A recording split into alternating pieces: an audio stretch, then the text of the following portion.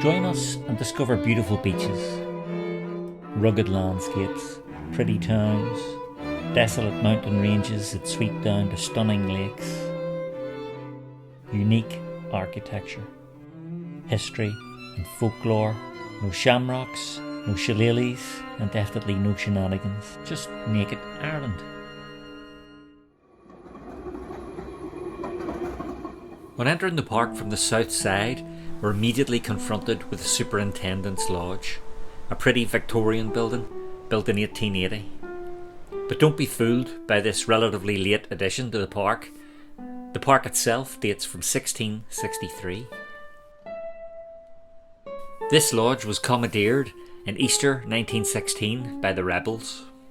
It's said that during the fighting in the Uprising, that a truce was called twice a day so that the Park Superintendent, James Kearney, could feed the ducks.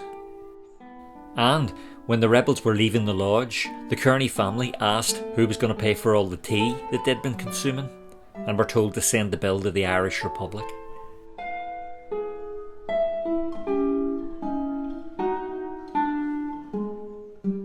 That was optimistic, since it wasn't until 6 years later, in 1922, that the Irish Free State was established, and a further 33 years before Ireland officially became a republic.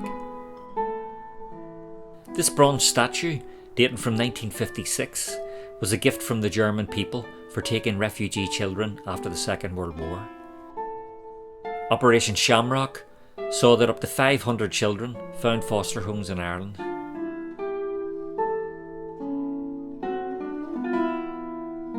This statue, by Edward Delaney, commemorates the Great Famine in Ireland from 1845 to 1850.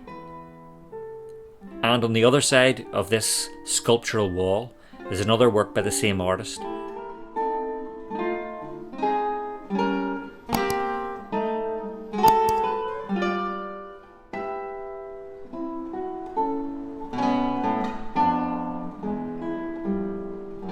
This time commemorating Theobald Wolfe-Tone, leader of the 1798 rebellion, a rising taking inspiration from the French Revolution less than 10 years before. The name St. Stephen was associated with a medieval leper hospital, and that is the origin of the park's name. However, after the death of Prince Albert in 1861, Queen Victoria suggested the green was to be renamed Albert Green. The Dublin Corporation rejected this idea, and allegedly Queen Victoria was not amused.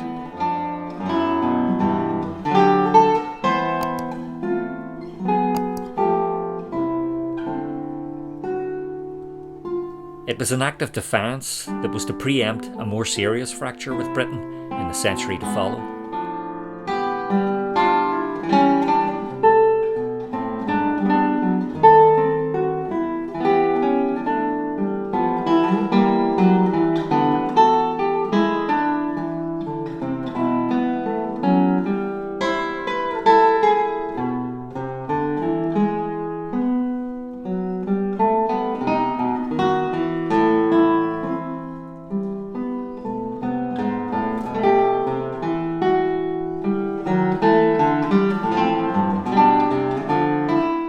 This is the Yeats Memorial Garden, named after Irish Nobel Prize winning poet W.B. Yeats. You can visit a previous Naked Ireland video that looks at Yeats's grave in County Sligo. The main feature of this part of the park is the sculpture by Henry Moore. It's quite a likeness.